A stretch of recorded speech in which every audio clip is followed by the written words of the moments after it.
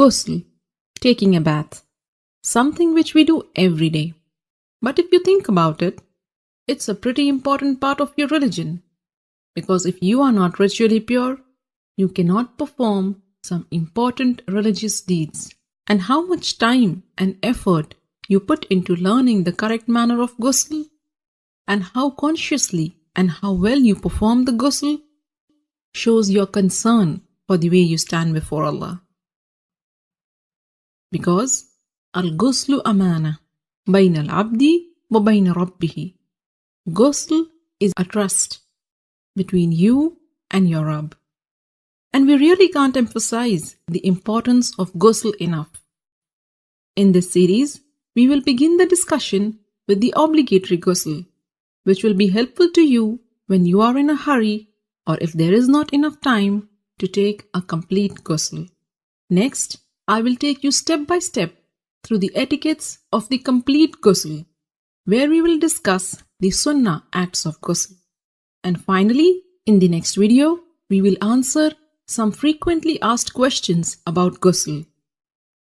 Alhamdulillah, all the information and answers are taken from the writings and fatwa of the scholars. So let's begin. There are two kinds of ritual impurities, the minor impurity and the major impurity, which occurs as a result of janabah, haid or nifas. To achieve tahara from the minor impurity, you only need to renew your wudu, ablution, whereas in the case of major impurity, you need to take a ghusl. And ghusl can be taken in two ways.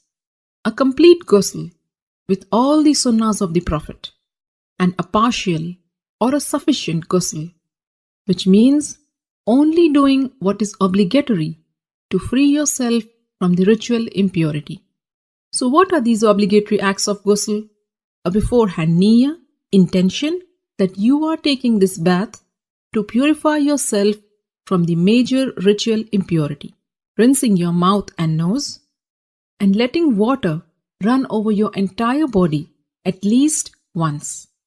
Make sure it reaches every part of it, even your scalp, under the thick hair. If you manage to do this much, then you have purified yourself from the major ritual impurity. As for the complete ghusl, and this is the mustahab one, and it is how the Prophet ﷺ took a bath. And this is how you do it. Begin with an intention to purify yourself from the major impurity. Then say Bismillah. Wash your hands 3 times. Then with your left hand, wash your private parts and anywhere else that is contaminated with traces of impurity. Then make a complete wudu, just as you would for prayers. Then pour water over your head 3 times, rubbing and making sure that it thoroughly reaches your scalp. Some scholars said 3 times means once on the right, next on the left, and then in the center. And then pour water and wash the entire body, beginning with the right side, then the left, while rubbing it with your hands so that you are sure you haven't missed any part. So these are the etiquettes of the complete ghusl.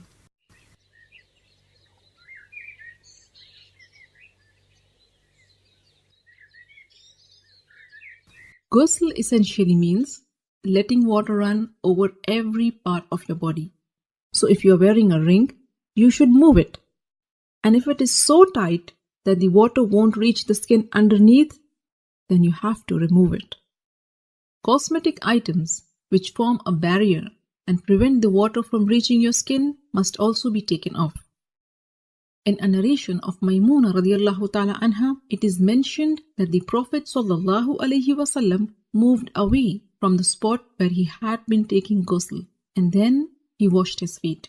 Shaykh Ibn al-Uthaymeen rahimahullah explained that what is apparent from the various narrations is that the Prophet washed his feet after ghusl only when there was a need. Like if the floor is made of dirt, and if the feet are not washed, they will remain soiled. So you may want to wash your feet after ghusl if there is a need. With this, you are now well informed about the how-to of the perfect ghusl. For more how-to guides, subscribe to the Striving Muslimah YouTube channel or get yourself to the strivingmuslimah.com and subscribe to the mailing list. I will keep you updated about all the latest videos and interesting articles. Don't forget to share this how-to guide with your family and friends. By sharing this video, you are helping your friends and family in their deen.